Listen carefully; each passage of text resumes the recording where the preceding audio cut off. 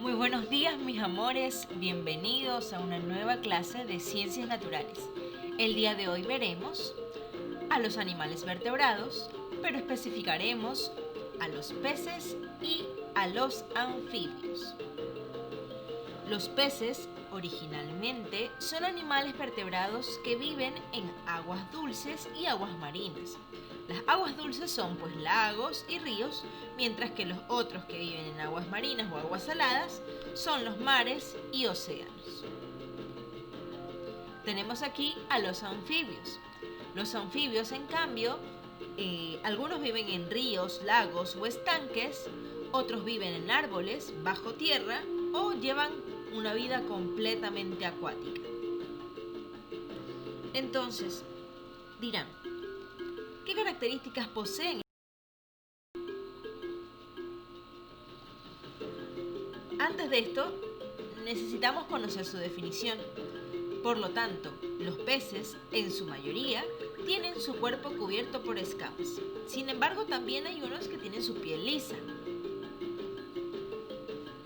Los anfibios, por otra parte, son aquellos que poseen sangre fría y mudan su piel consecuentemente.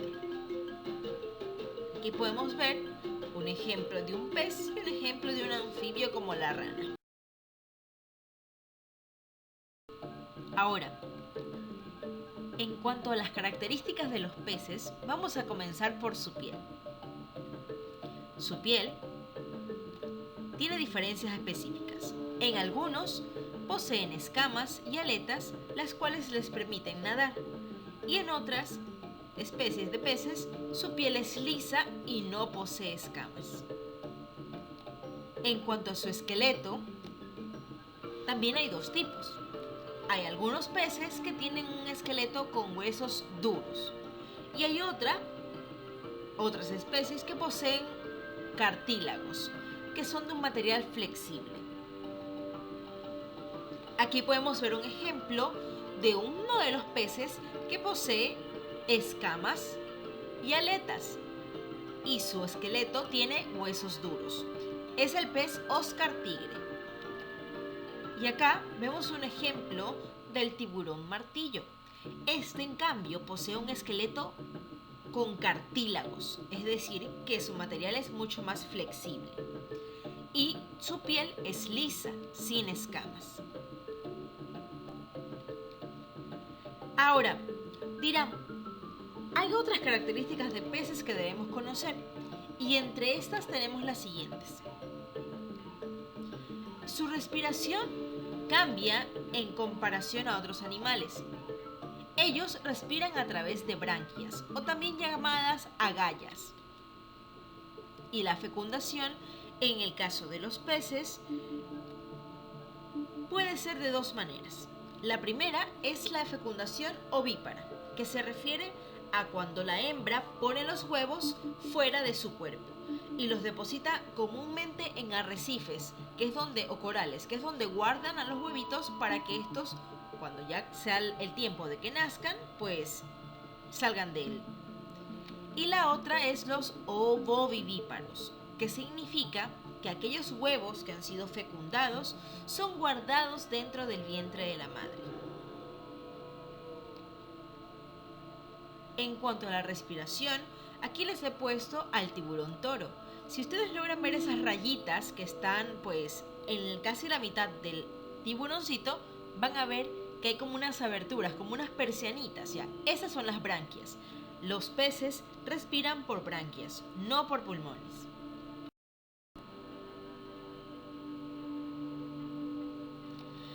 Ahora, la alimentación de los peces varía en algunos sentidos. Cuando estos nacen, se alimentan casi siempre del plancton marino. Al crecer, la mayoría de estos se transforman en animales carnívoros. Esto quiere decir que comen especies de peces más pequeñas que ellos. Asimismo, los peces de agua dulce se alimentan de insectos, plantas y de otros animales o peces que crezcan en estos hábitats o en estos ambientes de agua dulce. Los ambientes de agua dulce o básicamente el hábitat de agua dulce son conocidos como los ríos o los lagos. Aquí podemos ver inicialmente cómo hay hierbas marinas que son conocidas como el plancton y como algunas especies de animalitos o de peces se alimentan de otros animalitos. Ahora, además de esto, vamos a conocer a las características de los anfibios. Entre las primeras cosas que debemos saber de estos animales es que la mayoría de su vida la pasan en el agua y hay otra parte pues que la pasan en la tierra. Son animales que pueden vivir en dos tipos de hábitats, en el agua y en la tierra. Lo segundo es que todos tienen piel delgada y húmeda. Si ustedes en algún momento han tocado alguna ranita, han sentido como su piel es un poco babosa. Entonces, los anfibios tienen una piel húmeda. El tercer punto es que estos siempre se reproducen por huevos, es decir, que su fecundación es ovípara. Como cuarto punto tenemos que la temperatura de estos animales dependerá siempre del ambiente en el que vivan y del clima que se genere en ese ambiente. Es así como hay anfibios que se crean o se reproducen en ambientes climáticos muy fríos y otros que lo hacen en ambientes cálidos.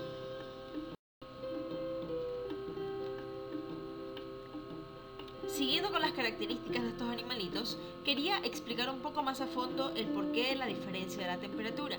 Gracias a la oxigenación de su sangre, ellos logran adaptarse a los diferentes medios en los que se desarrollan. Y por eso hay diferencias en su temperatura corporal. Ahora, como quinto punto, tenemos que los ojos son muy grandes y saltones. Y esto es porque les permiten cazar. Los ojos grandes y saltones les permiten cazar a los animales que son menos visibles a distancia microscópica. Como sexto punto, tenemos que estas poseen 4 extremidades que tienen forma de manito.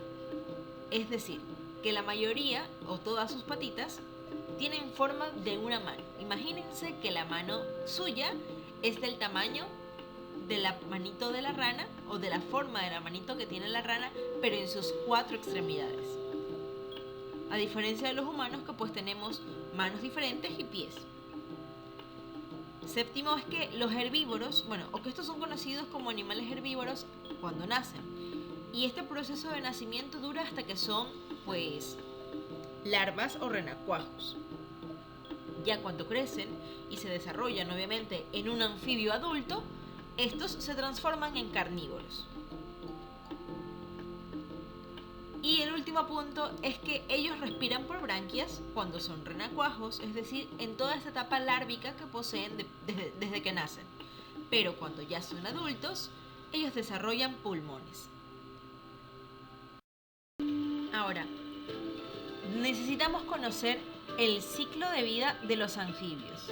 Todos los anfibios en la Tierra pasan por 3 fases.